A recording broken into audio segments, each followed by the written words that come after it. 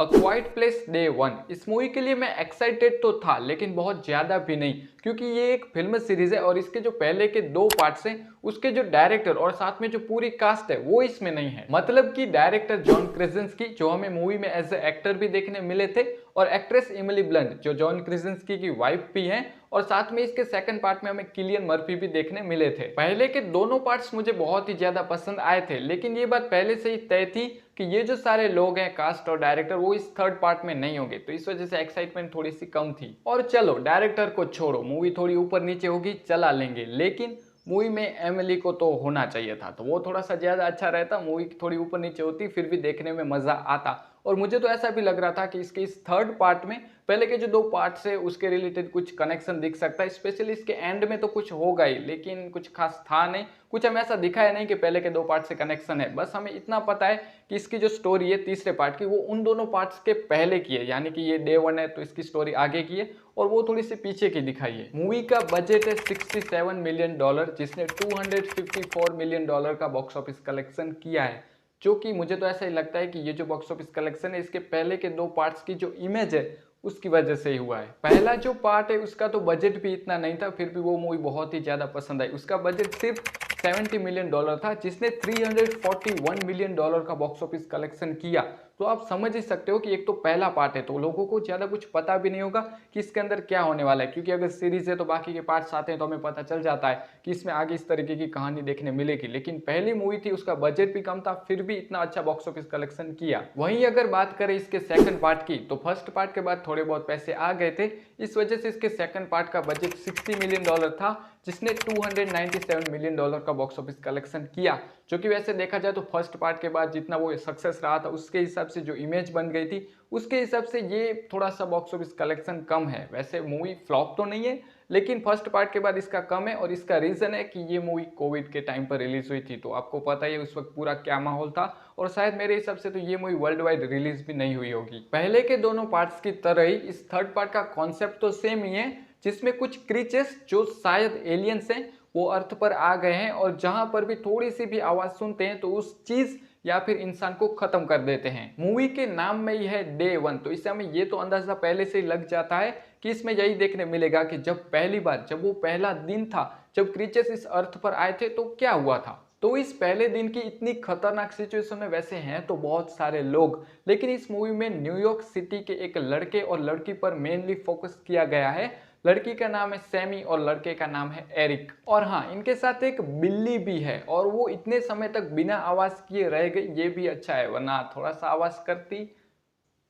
Thunder के समय Sami और एरिक का चिल्लाना जो हमें दिखाता है कि उन पर क्या बीत रही है, वो अंदर से कितने घुट चुके हैं। और वैसे फोकस इन दोनों पर किया है, लेकिन वहां पर जितने भी सारे लोग हैं सबका यही हाल होगा। इस डे वन मूवी से मैंने ये एक्सपेक्ट किया था कि इस मूवी में क्रीचर्स को थोड़ा सा ज्यादा दिखाएंगे, लेकिन वो उतना कुछ खास था नहीं।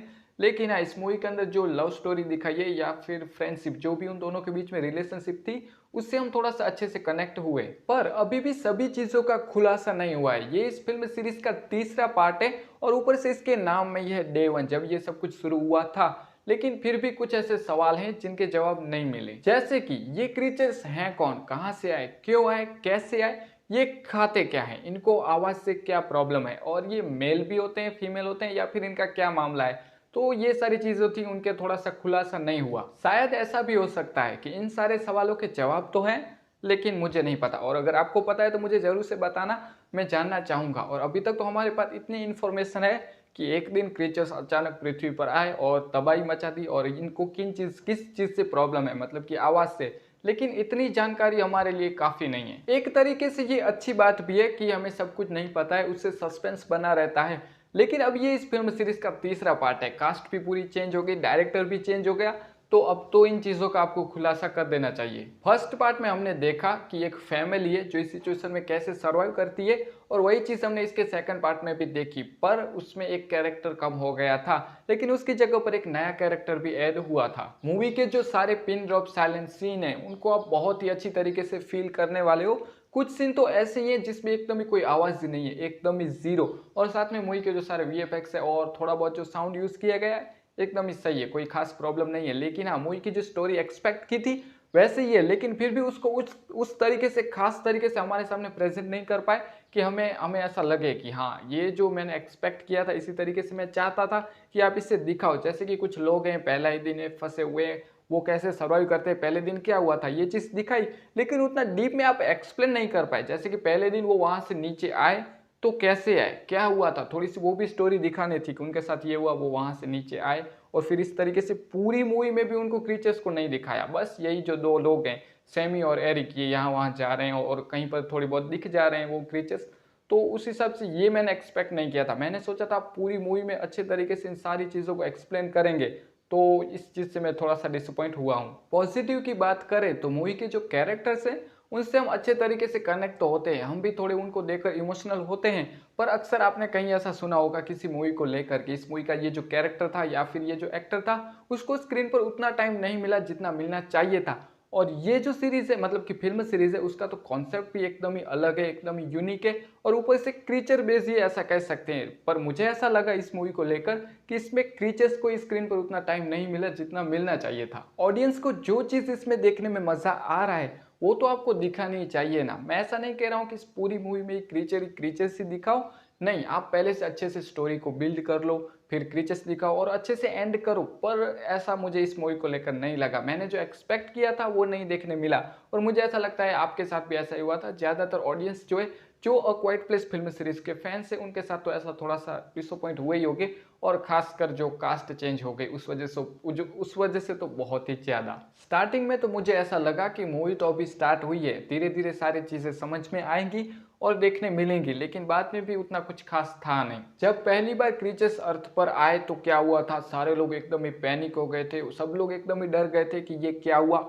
शहर में बॉम्ब गिरे हैं, जहाँ मजा आ रहा है वहाँ, जिसमें लोग भी मर रहे हैं और एक दूसरे को देख रहे हैं कि ये क्या हो रहा है, एक ऐसे यहाँ वहाँ भाग रहे हैं, आवाज़ हो रही है और क्रीचर्स उनको मार रहे हैं। और मैं यही चाहता था कि इसमें देखने मिले और देखने मिला, पर फिर भी मुझे ऐसा लगता है कि किसी और तरीके से अच्छे से आप सीन्स को दिखा सकते थे।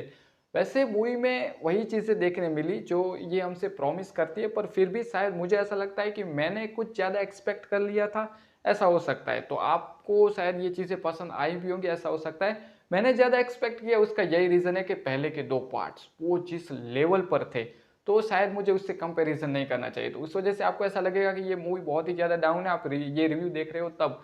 पर अगर आप उनसे कंपैरिजन नहीं करते हो और सीधा इस मूवी को देखते हो तो आपको भी यही लगेगा कि ये एक यूनिक कॉन्सेप्ट है और ये कुछ अच्छा देखने मिला। पर पहले के 2 पार्ट्स तो भाई उस हिसाब से तो ये एकदम ही डाउन है। कुछ ऐसी चीज़ें भी हैं जिनके बारे में पता चला, जैसे कि वो क्रीचर्स बोल सकते हैं, मतलब कि अपनी लैंग्वेज में, उनके छोटे छोटे बच्चे भी है और ये सब मतलब क्रीचर्स जो है वो कुछ खाते भी हैं। मूवी के सीन्स के अंदर का जो पूरा सेटअप है, मतलब कि जो पूरा बैकग्राउंड है, उसकी तो मैं तारीफ करना चाहूँगा, वो मुझे थोड़ा सा पसंद आया। सारी चीज़ें तो नेगेटिव नहीं है, मतलब कि जो पूरा शहर है वो एकदम ही खाली पड़ा हुआ है, कोई दिख भी नहीं रहा है, थोड़ी सी भी वहाँ से आवाज़ नहीं आ रही है, तो वो सिचुएशन हमें अच्छे से समझ में आती है, वो अच्छे से दिखाया है। इन क्रीचर्स को लेकर एक ऐसी बात है जो इंसानों के लिए प्लस पॉइंट है, जो इंसानों के लिए फायदेमंद है, वो ये कि ये क्रीचर्स पानी में तैर नहीं सकते हैं, तो जो सारे इंसान है वो पानी में चले जाए या फिर समुद्र में चले जाए। पर मुझे पता है ये कितना मतलब साउंड कितना अजीब कर रहा है, क्योंकि सारे लोग तो पानी में नहीं जा सकते, सारे लोग समुद्र तक और या फिर ऐसे ही तालाब तक तो पहुंच ही नहीं पाएंगे, और वहां पर कैसे सर्वाइव करेंगे, क्या खाएंगे, और अगर समुद्र में तो क्या पिएंगे, तो ये सारी बहुत ही बड़ी प्रॉब्लम है। तो थोड़े बहुत लोग इस तरीके से सर्वाइव कर सकते हैं, लेकिन कितने समय तक, उनको ज़मीन तक तो आना ही पड़ेगा। और इस मूवी को देखते टाइम मैं एक और चीज़ सोच रहा था कि अगर कोई क्रीचर एक बहुत ही बड़े घंटे के पास पहुंच जाता है और अगर उसको मतलब उसको टच कर लेता है और अगर वो बजने लगता है तो उसको वो नष्ट करने की कोशिश करेगा, तो वो और भी ज़्यादा बजने लगेगा। शायद ये यूजलेस था, मुझे नहीं बोलना चाहिए था। और एक और चीज़ कि अगर किसी इंसान को खराटे की आदत है, मतलब वो जब रात को सोता है चैन की नींद, तो वो खराटे लेता है, तो उसका क्या हाल होगा, या फिर ये सिचुएशन ही पूरी ऐसी है कि उसे चैन की नींद ही नहीं आएगी। तो अगर उसको चैन की नींद इसमें आ भी जाती है तो वो लंबे समय तक टिकेगा ही नहीं, निपट जाएगा। एक ऐसी चीज़ है जो मैंने पर्सनली फील की, लेकिन अब जब मैं आपको बताऊंगा तो आपको शायद अजीब थोड़ी सी लग सकती है कि इसका जो सेकंड पार्ट है उसकी स्टार्टिंग में भी ऐसा ही एक सीन था कि जब पहली बार क्रीचर्स आए थे तो क्या हुआ था, और वो जो डायरेक्टर है मूवी के जॉन, जो एज एक्टर भी थे, और वो गाड़ी ऐसे खड़ी थी और अचानक से क्रीचर आता है और वो जो पूरा साउंड था वो जो पूरा सीन था ना मूवी की स्टार्टिंग का सेकंड पार्ट का, वो पूरा सीन मुझे इस थर्ड पार्ट से ज़्यादा पसंद आया।